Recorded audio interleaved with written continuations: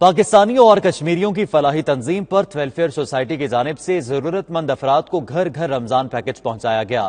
Ration bags میں چاول، دال، گوشت، بسکٹ، گھی اور تیل وغیرہ شامل تھے۔ تفصیلات جانیں گے گلاسگو سے خالد وارثی کی رپورٹ میں۔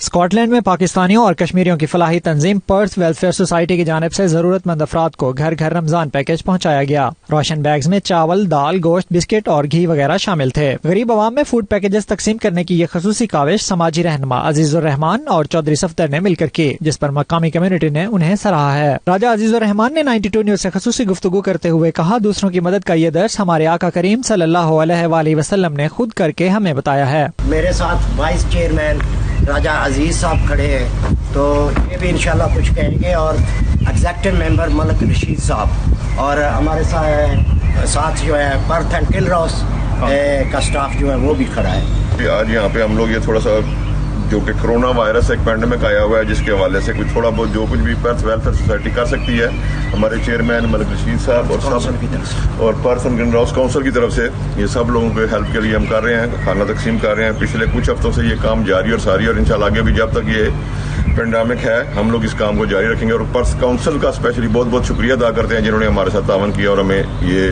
چیزیں فراہم کی۔ We're trying to do with the council every single thing what we can do to help the people. They can't come out for a shopping and can't go there.